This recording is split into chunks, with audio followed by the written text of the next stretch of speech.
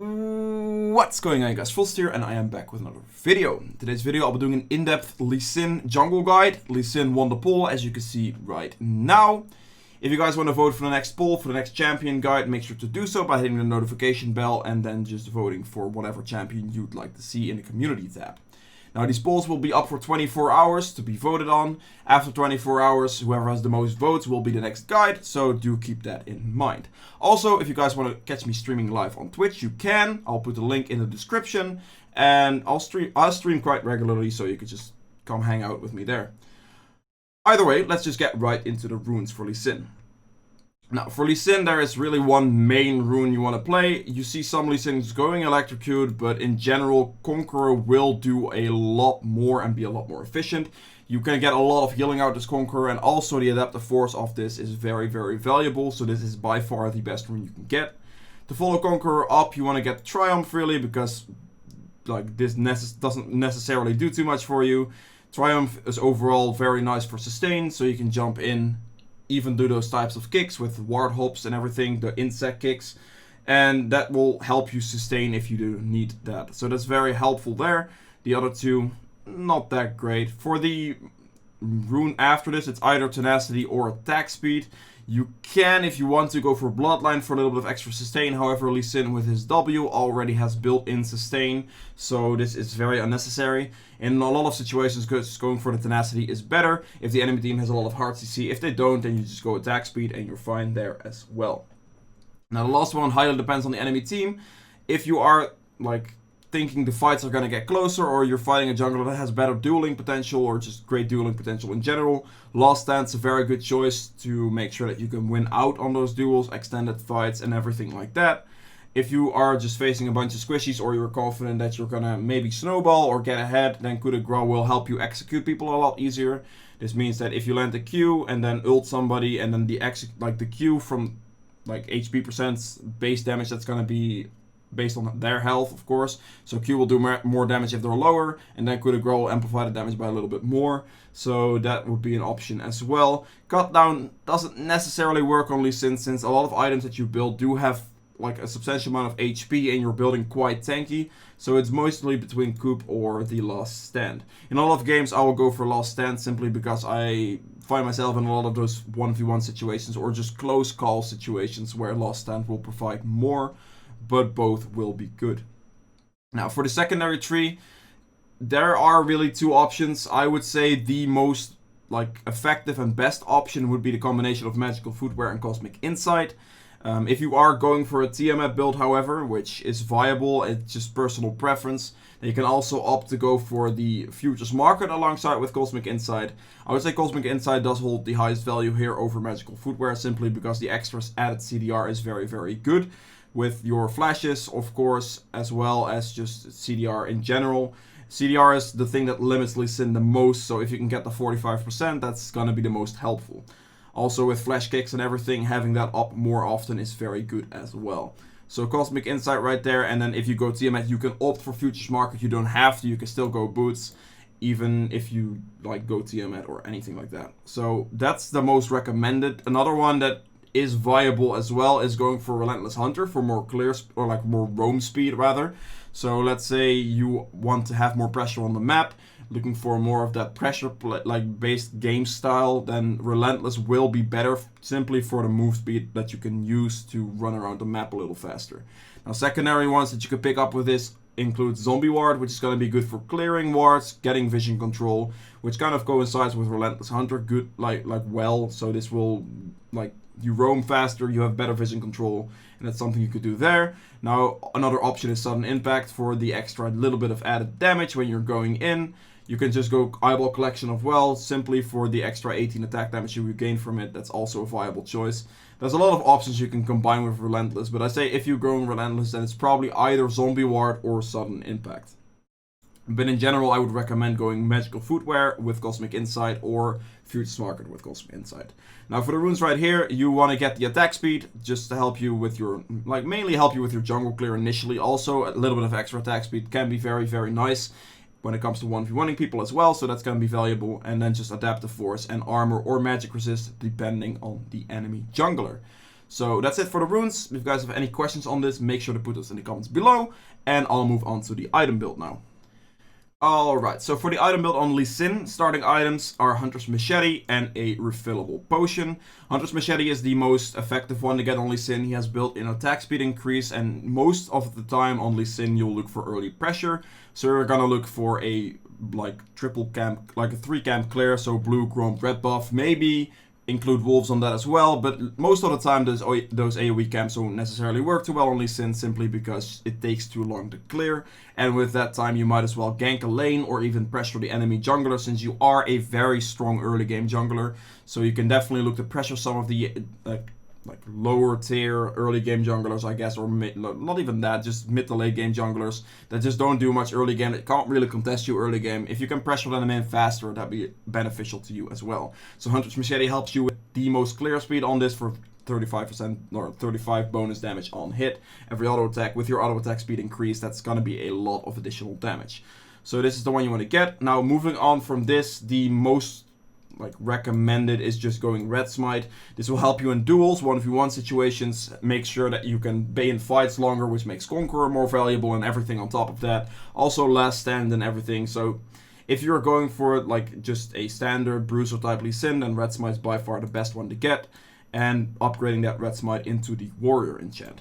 Now this highly depends on your playstyle. On Lee Sin, if you are looking to pressure more or gank more or whatever, then you don't necessarily need Tiamat, but in this current meta, clearing our jungle camps is very, very valuable, and it actually takes a lot of priority as well. And Lee Sin himself doesn't necessarily have the greatest jungle clear. Like, sure, his single target camps and his wolves are gonna be very easy to clear, there's no problems there, but when it comes to Krugs and Raptors, they're gonna take a lot of extra time if you don't have Tiamat. So if you are more prone to farming or just making sure that you rotate your jungle camps properly, then Tiamat's actually very worth it to pick up. This is what I personally like on Lee Sin. I do play with Tiamat simply because I want to keep my jungle clear going. I want to make sure that I can keep the gold income going consistently, and I will also be able to just put out pressure on the map at the same time without wasting too much time on clearing my camps. So this is completely personal preference. You see a lot of Lee Sin players that will not go for Tiamat, which is fine. You can definitely do that, but then in a lot of cases you will see them skip their Krugs and Raptors more so, simply because it will take more time. They will look to pressure for Scuttle Crabs, maybe for Dragons, for ganks mainly, and then also just invade the enemy jungler wherever possible. So that's just a playstyle difference, and it's completely up to what you prefer. So going on from the optional Tiamat, which you would have to rush then, you can maybe go Tiamat first, and then just go Red Smite Warrior after. But if you don't rush Tiamat, then you're just not getting the value of the item here, so that would be a waste. So if you're going Tiamat, make sure to rush it. You can do this as well with Futures Market to ensure you get it faster. You get your item spikes a little faster, so that's why Futures Market can synergize really, really well with Tiamat. So that's really that. If you don't need Tiamat, don't build Tiamat, that's completely fine, but it's just a personal preference playstyle. So after Warrior Enchant, you want to go for your main item, which is going to be the... Actually, wait.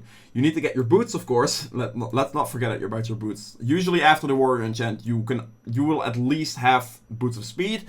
If you want Magical Footwear, however, you don't necessarily have to worry about it. If you want Futures Market, then that's a completely different case. You definitely need to get these. You don't necessarily have to upgrade these boots. This is an optional thing. The upgrade will be ninjas or mercs, depending on what's better in the enemy team. If the enemy team has a lot of heavy CC, then mercs will become better, obviously. If that's not the case, then ninjas are just better in general.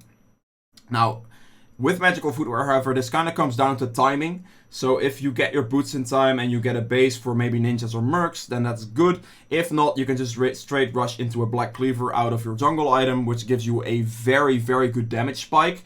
Black Cleaver on Lee Sin is going to be an insane spike. Also CDR, allowing him to use his skills more often in general, going to be tankier. It's just an overall great damage spike, and it's the core item that you definitely want to get every single game. After this, there are some variations, but it's mainly about that Black Cleaver. So a core build will look along the lines of going Warrior, potential Tiamat depending on, again, you, and then into either boots, ninjas, or mercs. So these 3 items are pretty much guaranteed with a potential Tiamat, but that's up to you. And then from here, it's completely game dependent. You can build a lot of different items. You can go more tanky if you want to. So armor items like Thornmill could be very valuable if you need to be more frontliney. You can go for randoms if they need if you need the armor against, or like crit reduction mainly. So you need to survive against a lot of crit champions. You can go Death's Dance, which is, in my opinion, probably the best item you can get right now, just after the cleaver, after this core setup, simply because it's a hybrid tank item. So it's armor and magic resist, adding on top of CDR as well. So extra CDR is nice. At the point you have the warrior, black cleaver, and then Death's Dance, or maybe even Clawfields just straight up, you'll have 45% CDR with Cosmic Insight, which is also just very, very strong in general. So that's good there too. In a lot of games, Death's Dance is the most versatile item. You can have armor, magic resist, extra sustain as well. So overall, it's probably the best item in like 85 to 90% of the time. Also, if that's like anything, if you need more heavy magic resist, you can go Spirit Visage, you can go Adaptive Helmet. There are plenty of options here. You can also go Maw, if this is the case, if you want to go more offensive. However, if you are going Maw, then I would actually recommend Death's Dance more than Maw, simply because Maw gives you like 50 magic resist. This gives 30, but it's also a hybrid which gives 30 armor plus more sustain. So it's actually more valuable. And also with Maw, you do have to keep in mind that if you do pick this up, if it shows, be great. Really. You get a lifeline passive here, which kind of cancels out this one, because this is also a lifeline passive, and they're both unique, so you cannot get 2 of them. So if you get Maw, then Strix isn't an option. So in general, the Death's Dance will be higher value, because then you have a magic resist item, but then Strix is still a choice. Strix is a very, very good item that I like to pick up on Lee Sin quite a lot. In a general build, you would look at it like this. You can go Warrior with the Black Cleaver, Death's Dance, Strix, or Strix Death's Dance is also an option, but with the strength of Death's Dance these days, it's actually just better to get that. It gives more sustain and damage in general. Really, like more sustain, which allows you to stay in fights longer to damage better. Really, so that's the case there. So this is a very straightforward, like very heavy carry build. So if you are doing well, going for an item setup like this, it doesn't have to vary much. Like, it really doesn't. You're mainly going for the HP here from the Strix and then the Black Cleaver, and then Red Smite will allow you to survive alongside the Death's Dance healing and also the 30 resistances on this item as well. So it's just very good synergy in general. You're going to be extremely tanky, hard to kill, and just do so much damage. So this is an option there. And honestly, as a 6th item on this build, you have the option to go for a Guardian Angel. Any of these other items you see here, obviously if you went Strix, then going Maw is not worth it. But a Guardian Angel is a very good one to help give you a second life, allows you to go more aggressive, and that's just good in general. So Guardian Angel is an option. Another one of these items, just a tank item, is an option. If you went Tiamat, then Hydra is an option as well. Also, if your Guardian Angel would be on cooldown, and like you can just sell it and buy a Hydra to be more, like, you have more sustain, you have more damage, which is an option too. You can not get Hydra if you don't like it. You can get Bloodthirster, for more lifesteal. You can get a Lost Whisper item as well for more armor penetration. So it's just up to you, really. You can go just GA, which in a lot of cases, GA is the best one, just for that second life. If GA is on cooldown, however, and you're getting to this stage in your build, then just selling GA for the time being and then kind of waiting out the cooldown with another item can be very valuable as well. So that just depends on the enemy team, depends on what's good, what's not good. There's a lot of options for it. Anyway, that's been it for the build for Lee Sin. If you guys have enjoyed this video so far, please make sure to hit the thumbs up button, as this does help my YouTube algorithm getting the guide out there type of stuff. So that's really helpful there. If you guys have questions, make sure to put this in the comments below. I'll do my best to answer those questions for you. And yeah, let's just get right into the gameplay section now. Alright, welcome to the gameplay section of this guide. As you can see, I am playing Lee Sin, of course, into a Rengar. Now this isn't exactly the greatest matchup for Lee Sin. The Rengar definitely has a lot of outplay potential on you, and he does outskill or can outskill. So it could end up being a problem. 1v1ing a Rengar is also extremely difficult if the Rengar knows how to use his W. So that's a bit, yeah, it is hard to deal with. Now, right here, my main goal initially, I know I die here, but what I always do really is I cover this for the time being so that I know they don't walk in or I see them ward. However, these people kind of juked me a little bit, I suppose. That's a bit unfortunate timing for me. Happens, doesn't really matter. I wanted the ward here, just reset, and then go towards my bot side to see if Rengar would invade me or not. They kind of late invade me somewhat-ish, I guess. It's whatever. At this point, I know he's going to take my red buff, which is kind of annoying. But yeah, there's not much I can do about it. A general clear for Lee Sin, however, will be identify what lanes are going to be gankable early. So let's say top lane, for example, right now, Mordekaiser into Camille. If Camille has W and E up, then ganking a Mordekaiser is going to be very, very easy early. So what my initial plan was to ward this, so the Rengar doesn't cheese me or whatever. They cheese me in the end, doesn't matter, happens. But that means that I can ward here, know if there's vision, know what the clear is going to be, and then I will just go blue Gromp, red buff, or blue Gromp, Wolves, red buff, and then gank top lane. So that was the initial plan. That's also how you want to clear and what you want to clear towards. So the same thing kind of goes for bot lane. Let's say I'm starting on this side of the map and my bot lane is an easy gank lane. I have a Thresh and a Tristana or something, or just something that has good setup. And I go bot lane, I can start red and then move on to blue Gromp, or maybe red Wolves, blue Gromp, or whatever, something like that. A 3 camp clear like this, or a 4 camp clear, will be very valuable. You can get to the lane, gank in time. Also potentially pressure the mid laner or the enemy jungler, depending on what you clear to, and then contest scuttle very easily, and that should be fine. So that's something you should usually look for on a starting Lee Sin clear. However, in this game, obviously, I'm going to have to adapt because the Rengar starts my red buff after having killed me. Now, what does this mean, though? With the ward, with the vision Camille placed, I know that Rengar didn't go for my Krugs. He's actually gonna go and walk straight away to probably his own red buff. So what I'm gonna do, I mean, obviously, I'm a level 2 Lee Sin against a level 2 Rengar. Now, the thing with level 2 Rengar is he's not able to get his stacks as effectively. So he's gonna be pretty useless in a level 2 fight. Whilst Lee Sin is going to be extremely strong in a level 2 fight still. So I can easily just walk into his jungle after having cleared the Gromp, of course. And then I can go and kill him on his red buff. Or take his red buff, depending on what he does. Now in this case right here, the Rengar was actually doing his red buff. Luckily misses his smite by 5 HP. I will pick it up. And that's pretty much Rengar just doomed at that point. I juked the Thresh hook here after he flashes forward.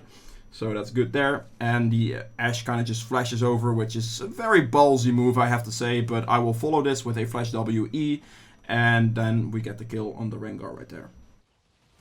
So off of me dying initially, I will go and invade. I'll always contest that guy on his red buff. There's no way he should be able to fight me. Even if he would have gotten the red buff right there, I would have probably still won. Simply because of the fact that he would have been kind of low in the trade since he used all of his spells on the red buff just now. And he would still be level 2 since he went from his red straight to, from my red straight to his red. So there's no way he's going to hit level 3 there. And there's no way he's actually going to be able to contest me. Now in this case I take Scuttle, and I do make a mistake here. Because what I should have done was instantly run through mid lane and just go for the top Scuttle. Because there was no way Rengar would contest me there, or could contest me there. So that would have been good. I was a little bit late on it, so Rengar actually cleared the Scuttle in this case. Which was a slight mistake on my part, but yeah, that kind of happens. So, in this case I was initially looking for the gank on the Mordekaiser, but that didn't happen either. I'm a little bit playing an early game basically, Sin, trying to gank, trying to put pressure down, which is fine.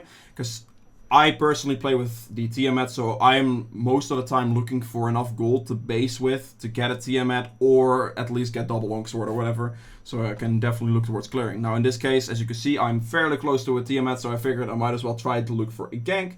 Maybe it works, maybe it doesn't, but I can get something from it.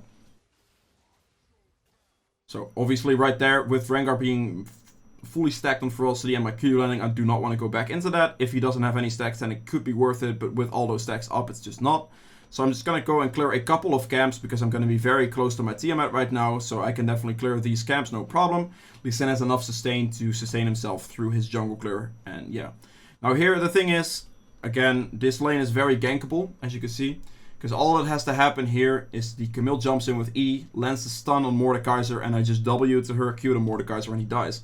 So I see this, I see that as an option, as you can see, and right there, that happens exactly. Camille stuns him, I W towards the Camille, and then I will be able to base here and pick up my Tiamat. Now this is where my playstyle changes just a little bit. I will still go for reaction plays, which are very necessary if you're playing a champion like this. So if you see a fight going on bot lane, like right here, or if the Rengar or the enemy jungler is just ganking in general, you obviously just don't want to clear your camps AFK, you want to react to a play, which you kind of have to.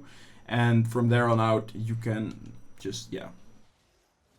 So me reacting to the play here lands me a kill on the Thresh as a return kill. So it's basically a 1-for-1 trade, and we both ganked, which is fine. And yeah, so with Tiamat here, I'm kind of just clearing the wave. Rengar kind of just jumps back in, which is, I don't know about this one. Like, sure, he trades a 1-for-1 again, but he does give me the extra kill here. So Rengar goes in. Right here, he's extending with Conqueror, which is good from him. But in this case, I use my control ward, which I do have. You do need to keep control wards, and also don't switch out your trinket, because you actually do need the ward hops a lot on Lee Sin to be able to move around, to be able to insect, to be able to do all that type of stuff. So right here, I just ward hop to be out of Rengar's auto attack range, and then I will go back in after he killed the Zillion. I pretty much just execute the Rengar, and that's fine too. Now, based off of that, I was initially looking to do a dragon, only I just realized that I have, like, the Zeds missing, and also the Jhin and the Thresh were instantly walking up, so I'm just gonna accept the fact that I cannot take the Drake right here. Zed does kill the Zoe, actually, so I'm just gonna go mid lane. Tiamat also, this is why I like Tiamat as well. If you're going into a lane to clean up or gank or whatever, you can easily E and Tiamat at the same time to instantly clear an entire wave, which is gonna make it a lot easier for you to land your Q. So in this situation, because I had Tiamat, I was actually, like, it allowed me to easier clear the wave and then go aggressive on the Z to be able to land that Q. Else, if you were standing in the minion wave and DPSing me there, then I would take minion damage as well as damage from him, which could have turned out pretty poorly. So that's another thing why I personally like Tiamat quite a bit. So I see top scuttle up, I see this is a play as top lane as well. The Mordekaiser is obviously not the easiest to gank, because if a gank happens, he's most of the time just gonna ult whoever. So he can ult me or Camille, but in this case Camille's a little bit weaker in a 1v1 than I am. So he's probably just gonna ult the Camille to try and win that 1v1. However, in this case right here, as soon as the Camille just kites him out, really, there's not a whole lot that he can do right after. I initially wanted to shield here on the Camille. The Z comes in from a really nice roam, gotta say, and he, like, kills Camille and then ults me. At this point, I Q back into him because I was hoping that with the turret and my Q I would do enough damage to execute him there. Sadly, wasn't the case. He does get the kill returning on me, but it happens, man. Like, he roamed, it was a very well play from him, gotta say. So as you can see right now with the Tiamat and my warrior completed, I'm actually in a very strong spot. I just need to make sure that mainly I keep my jungle clear going, because this is what you do with Tiamat. You need to make sure that you keep one-shotting and clearing your camps, rotating through your jungle effectively, so you keep your CS numbers high to make Tiamat effective. If you're not doing this, not playing this way, that's fine, but then don't go Tiamat. So right here in this situation, I cleared my bot side camps. My top side camps are up, but in this case, I saw a fight going on bot lane. So the Ashe is low, really, the Zillion ult, but they are all both 1 HP. So I definitely want to look towards being in the region, in the area. You don't want to just walk top lane with a bot lane this low, playing this far forward. If you're around, you gotta go to it. You gotta make a play for it, because if the enemy jungler shows up and cleans them, then you're gonna be in a pretty bad spot. Also, something I want to mention for Lee Sin's maxing order. You want to max Q first, simply because this is just the best one to max first as a, like, jungler early game, and it gives you 1v1 potential, gives good ganks, good damage, and objective control as well. Because with the Q max, then of course the Q smite is going to do more, making it easier to secure those objectives as well. So that's really good there. Also, cooldown reduction helps on this as well. So it's just overall Q max. And then the second max is optional in a lot of games, in a lot of situations, like probably 90% of games, a W max second is best. However, if you are, like, the only damage source, if you are, like, 1v9 carrying your team, then it's actually better to have the E for extra damage in that stage over the W, but that's very rare situations. I believe actually this game is a situation where, as you can see, I went Q into W simply because I was figuring this was going to be my maxing order, but I think I switch on this one. So I have a couple points in W, but it actually switches a little bit, which is fine. Thresh lands a really nice hook here actually there, and does pull me on a turret range. Luckily doesn't kill me though, but I do get a kill on the Thresh for that. Now here it is just Tiamat in action really. I clear my Krug camp really fast, which is nice. And then I'm just gonna opt to go and kill this Mordecai. So now the thing here is, with how strong I am right now and with how good Red Smite is, there is absolutely no way this guy 1v1s me. So if he ults me, I'm not even that afraid of it. I can just use my ultimate, making sure actually as well. Something important, make sure that you use your passive in 1v1s, because as you can see, after Lee Sin uses an ability, the next 2 basic attacks gain 40% attack speed. So you kind of want to weave in your basic attacks between your abilities, and also use your Qs properly, because the Q, the second part of your Q, is going to deal more damage the lower HP they are. So basically, you want to land the Q and then ult first, if you're in these types of 1v1s, ult first so they are lower HP, so your Q will do more damage. So as you can see right here, I ult him first, my Q will do extra damage on that front, and I just, at this point, have to dodge his Q, and then I get my cooldowns back up, because I do have quite a good amount of CDR at this point. And yeah, that's just a winning 1v1 situation, and that's why I just ganked that guy, because I'm actually ahead right there. Now we saw the Thresh, or we noticed the Thresh and the Zed roaming up, or mainly the Zed. I didn't know about the Thresh, I don't think, but mainly the Zed I knew about, because of my mid lane missing it, missing the ping it. In this case, Zed comes from behind, kind of kills me. The Camille goes for the Thresh, sadly. If he saw the Zed and actually jumped the Zed, he probably would have, the Zed probably would have died. I probably still would have died, but at least there would have been a trade kill and Camille would have probably lived. Him going on Thresh and me getting killed by Zed kind of made it a little bit awkward, but it's not that big of a deal. Again, very nice roams from Zed, that's all I can say. So right there, making sure that I clear my camps, keeping those camps on cooldown. Unlucky that I missed my Q on the Zed right there. As soon as a Zoe bubble lands, and I would have landed my Q in that situation, I could have waited for Zoe bubble to proc, Q towards him, E, ult, and he would have died off that pretty easily. So yeah, it's a little bit unfortunate, but... Alright, right here, we're looking to kind of make a dragon dance, really. In this case, I do get picked off. It's a bit sad. It's very well played again from them. The Rengar flashes forward there to catch me with the damage and with the snare, and I just couldn't really move at that point. The Thresh made the flay hook, and I'm just stuck there and die. So I guess we give this dragon in this situation if they go for it. Actually, they don't. The Rengar goes for the play on bot side in this situation. I'm making sure that I do not go here, because if I go here right now to this camp, if I go towards top side, I'm very far removed from dragon. I see the Rengar on bot lane right here, so if I go to Raptors and clear these 3 camps at the moment, then I will still be able to react to dragon at any point to be able to make a play there. However, if I'm here, I'm going to have to wait all the way down if they still go for dragon. So that's why I skipped the camp in this case. I'm also getting close to level 11, so I'm actually clearing my camps to get that level 11 to be stronger in the next fight. As you can see, I hit level 11 right there. Rengar's level 9, and this is just a big gap in the Tiamat clear speed. He does have 92 CS, which I think is mostly lane farm, actually. Because it would make no sense why he would level 9 if he has this much. Now, if I didn't have Tiamat here, I wouldn't have been level 11, because I would never in my life have been able to clear my jungle camps as fast as I would have done. So right here, with that level 11 spike, I can just Q ult, and then again with that ult reducing his HP, Q is going to do more damage, so I basically just one-shot him from full HP. So that's something you want to remember mainly, that combination is very valuable. Now other things that Lee Sin can do, of course, is ult first and then Q, pretty much get a free Q off. And everybody knows that, of course, if you land a Q, follow somebody, put a ward behind them, and then W to the ward, ult, you can dash that as well. However, do note that the instant combination like that, the ward hop combination kickback, is not going to be very viable if you are the main damage source on your team, or just 1v9 in the game, really. It is a more viable tactic if you're playing a more tanky Lee Sin, or a Lee Sin that needs to get a pick off on somebody, then your team can actually do more damage. So that's definitely something to keep in mind. Alright. Right here we see the Jhin backing. We get a good engage there. And right here the Thresh lands a very clean hook, basically forcing me to get out. And this is why you have those warding trinkets, and this is also why you walk around with as many control wards, because you need to have that mobility. Alright. Playing it slow, looking for a Q to go in onto. I land a Q on Thresh. Thresh is fairly low HP. This is actually the example of what I just mentioned earlier. Yeah, so I play it slow. I'm not going to be able to walk up here that easily. I'm kind of waiting for my cooldowns. My ult's going to be up in a couple seconds here. So he goes back in. And as you can see right here, I kick the Z and my Q is up. So what happens if you kick somebody like this? They're always going to fly in the same direction. They're going to be basically CC'd unless they QSS it and then flash. So that's something they can do, or just QSS. Yeah, so basically they will always fly in a linear direction. So if you kick first, then your Q will always land. So why do I do this against the Z?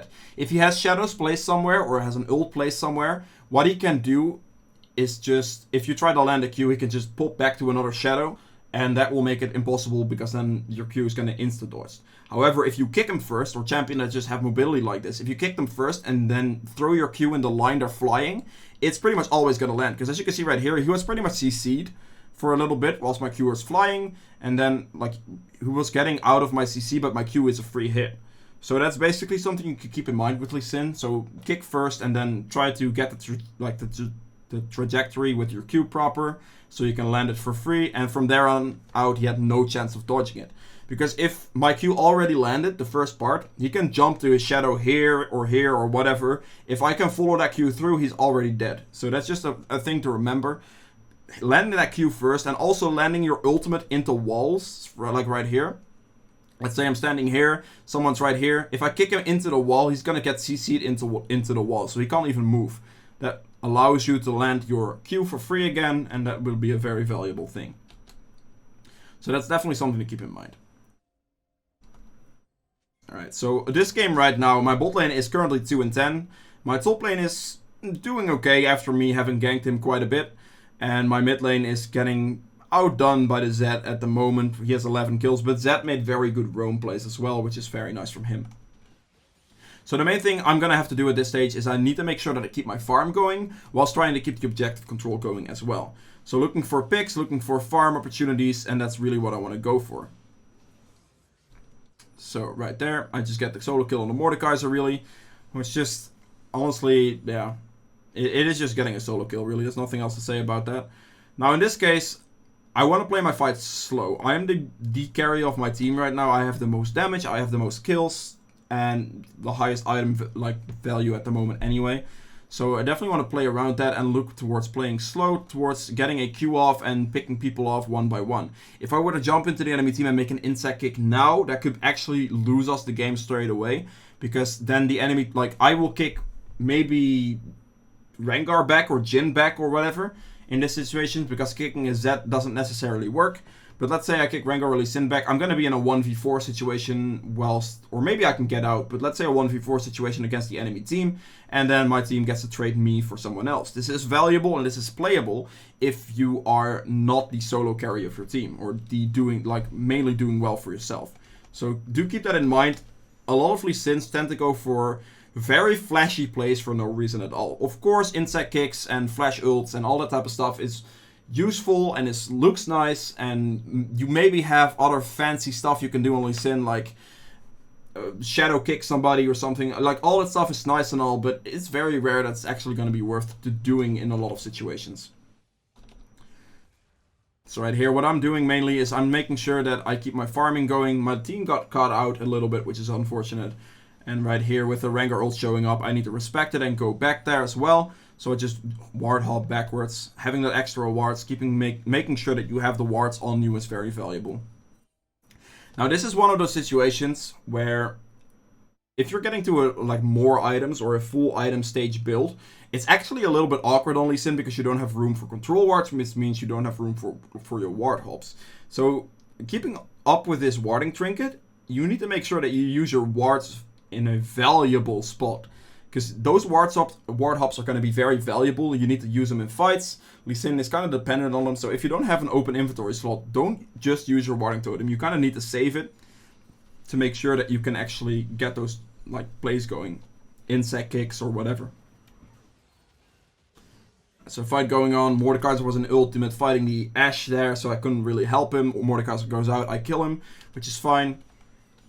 At the moment, as you can see, because I don't have a ward hop, I can't just jump over and queue towards this guy or whatever I can do. I could have maybe walked around, but in this situation, I was kind of expecting for them to maybe chase.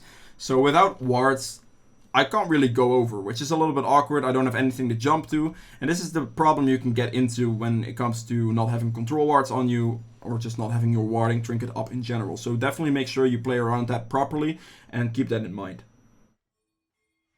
And so we see the Rengar clearing bot lane here. I tried to use my E there, barely out of range. The main reason I wanted to hit my E there was to get rid of its Banshees. Because I don't want to lead with my Q, because if my Q procs the Banshees, then I won't have the Q to kill him. So it's kind of a little bit of an awkward situation there.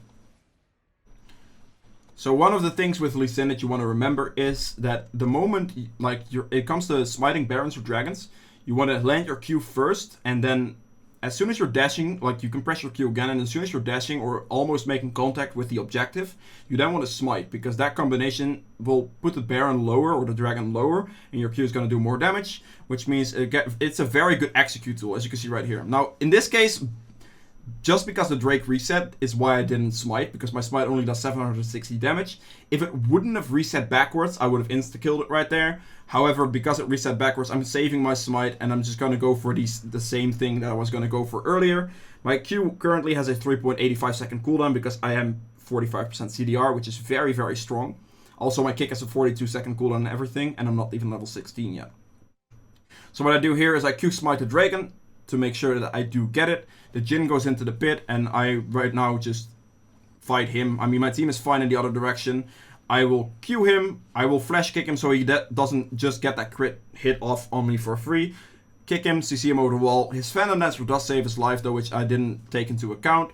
Right there, and right here, this is where, again, ward hops are very valuable, because I can ward hop closer to him, auto attack him one more time, kill him, and then with my sustain here, with Conqueror and everything, I am also able to kill the Thresh. So it's just very key that you look at the wards, the positioning of your wards, and making sure that you can hop towards targets to, yeah, basically get kills or play safe or anything like that. Now, based on my playstyle, again, I'm going to look towards, or well, with the Tiamat, I have to look towards clearing my camps and rotating my camps as well.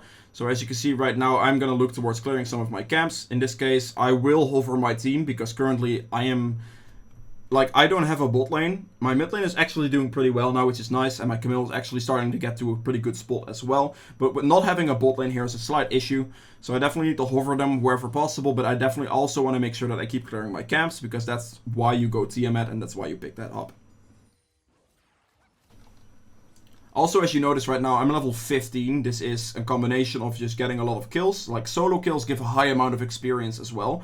So that's something you want to take note of too. If you can get solo kills anywhere these days, it's going to give you an extremely high amount of XP. And Lee Sin, if you're going like this, building like this, actually snowballing a game as well, like I'm doing right now. I got a lot of successful ganks and successful kills as well. So I'm snowballing the game for myself. I am I'm pretty much our entire gold lead, as you can see, because it's very equal. But I'm insanely far ahead of the Rengar gold-wise. So, yeah, I'm basically our entire lead. And this is also why I play safe at the same time. Because I currently have a 700 gold shutdown. And I cannot risk giving that shutdown to somebody. Because as soon as I die with this shutdown or this bounty, whoever kills me gets 1,000 gold. If that's Rengar, 1,000 gold is going to pretty much mean a Dirk extra. Or building a Phantom Dancer or whatever, like a straight up Zeal, something that's a huge differential in power that you just cannot give away. So I'm gonna look for picks like this, going solo towards the Zed, and yeah, I Q in, I do a lot of damage to him, I outlevel him a lot, and I do item him a lot. And off of this, landing the Q, my Q with the 45% CDR, and this is also a Cosmic Insights very valuable, is basically instantly back up, so I can land it again, and as soon as that lands, I'm just gonna insta-kick him, because my kick is a 40-second cooldown, and the reason I use it there is to execute him, because with him having 14 kills, he's the highest damage threat on the enemy team right now. So if I can just get him out, make sure that he doesn't do any return damage to me, then that's something you could use it for. So if you are, like, in this damage situation, let's say I would have Q towards him and inside kicked him towards my team, could have also been a play, but that would have only been a play if I would have actually kicked him towards teammates, because I don't necessarily have any teammates. Sure, the only strong player here in this situation is going to be Zoe. Now Mordekaiser may or may not ult Zoe out of the fight. Camille is bot lane, so there's really no reason for me to make a play like that. So don't overdo it. It's also what I'm really trying to say here. Just trying to overdo stuff really doesn't work. So right here, I try to I just W towards my team, and like off of that, the Rengar dies. I killed the Thresh and the Zed solo, and my team was able to deal with the Mordekaiser, luckily enough. But this does mean that we are now able to pick up a Baron. Alright, the Death's Dance backing sometimes gets me, yeah, honestly. So right now all my camps are up. I definitely want to take as many camps of this I can. Apparently my ass is doing my Raptor camp, which I will give because I'm very far ahead anyway, so if she needs it for anything, then it's whatever. I'm just gonna like give the blue to my Zoe and make sure that my camps are basically on cooldown. So right here we see the Zed pushing up, which is a grave mistake from him because at this point all I really have to do is just walk up to him and then I should be able to get him. Again, right there, land my Q. As soon as I land that Q, I can kick him, then follow with Q for a lot of extra damage, and I basically just one-shot him off of that. We make a play here, get a catch on the Thresh there, and that's really just that for that fight. Now we, of course, have the Dragon up here, so I definitely want to make a play for this. And as you can see with the way I'm playing right now, it's very punishing for people that are out of position, but it's also very safe at the same time, because I do not want to give my bounty away. And also at the same time, I'm looking to clear camps on my side as much as possible to get towards max build. Now in this specific game right here, clearing the camps from here on out actually isn't that valuable. Clearing camps that are from the Rengar is valuable, so I can punish him and make sure that he doesn't farm back into the game or anything. But for me, going for these camps right now isn't worth it. There are two reasons for that. The first reason is our team is completely pushed up, so I definitely want to make sure that I'm walking in his jungle, making sure that I take his stuff for, again, putting me further ahead and putting him further behind so he can't come back into the game. And also, I'm pretty much maxed on gold, basically. I have 17,000 gold right now, basically based off 18 kills. I'm carrying my team through this game pretty hard at the moment, but just based off of that, it's not worth me going back. So as you can see me doing right now, I'm denying Lee Sin camps where I can. It's not mainly about just like getting my farm, because I could take these camps as well, but denying him here, making sure that I do get my gold wherever I can, is going to be more valuable in general. So take whatever I can that Rengar will not get.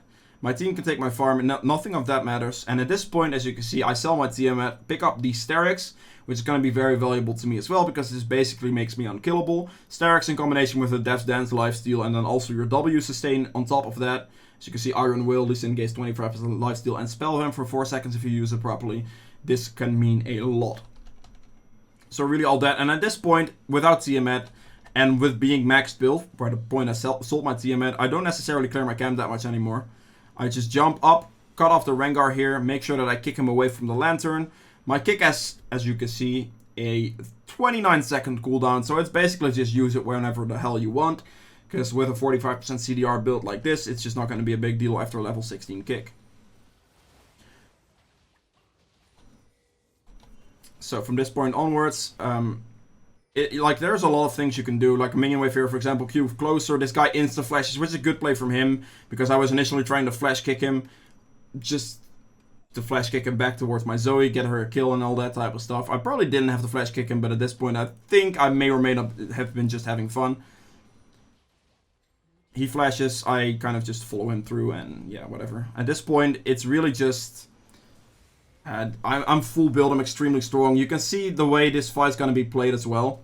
This is the way you want to play it with Lee Sin. If you're like, if you have this item set right now and you're actually just carrying like this, then this is how you want to play fights. You just want to go in, do as much damage as you can wherever you can, and make sure you don't overextend too much.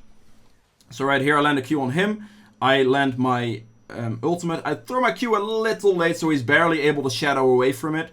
If he didn't have the instant dash right there, he would have guaranteed hit by that Q, but that's, yeah, a bit unfortunate. Thresh makes a very good flay cancel on me right there, pretty much preventing me from killing Rengar, so he does save his life right there. And right now, as you can see with the healing I'm getting, like these numbers right now, I have my Iron Will up, which gives me the extra lifesteal and Spellvamp. I have Death's Dance, I have Conqueror on top of this, everything. As you can see, every single auto attack heals me for a lot, and also hitting Qs and everything will heal me for a lot. You can see my HP going up by the hundreds, really. So it's going to actually be very difficult for them to kill me. What I'm making sure is that I'm keeping my shield going towards my ally as well. I don't just want to use it on myself. I want to shield Camille wherever possible, make sure that I play with her. And right here they proc my Strix, and with everything on cooldown, kind of just a little bit awkward. Camille goes back in. I can shield towards the Camille again, and right here landing a Q. I mean, I don't necessarily want to go back in for this one if I don't have to. So I'm just playing it slow, making sure that I don't just give up my bounty really, because I'm worth 1,000 gold. Also, dragon spawning soon, and if I would have died there, I would have denied myself the dragon soul, which is also not ideal for me either. So basically at this point, what you've noticed in the last fight, my GA got procced, which means I sell my GA for something. Now in this case, I'm just going to opt to sell my GA for another lifesteal item, another damage item to be more effective and actually fight better, because right now I'm very strong and I need to make sure that I do enough damage. I could have also opted to go for a tank item, which would have been fine as well, but it's mainly about that. Alright, so I mean, honestly at this point, it's just a fight, we win it, and that's just the end of the game. So things to note for Lee Sin mainly is making sure that if you go a Tiamat route that you keep rotating your camps. The main thing is though, you want to be sure that you are at places to support your team. You need to make sure, because you are very strong in early skirmishes, and you need to make use of this, and you need to make sure you put your team ahead with your advantages. So let's say you see a fight going on in bot lane, skip your camp, run bot lane. If you see a fight going top lane, skip your camp, go top lane. Make sure that you also use your kicks wherever you can, as much as you can, to make sure to get ganks off. So you can do this by going into lanes and insecting people towards your team. So you can Q and then ward hop behind, kick towards back to your laner. Could be a gank. All the type of stuff. That's really it for Lee Sin. If you guys have any questions on Lee Sin, make sure to put those in the comments below. I'll do my best to answer those questions for you. If you guys have enjoyed this video, please do make sure to hit the like button, as this has helped me quite a lot with the YouTube algorithm. And also, if you want to catch me streaming live, there is a link in the description. So you can go over to my Twitch and follow me there as well. So yeah, anyway, thank you guys for watching this video, and I'll see you guys in the next one. Bye!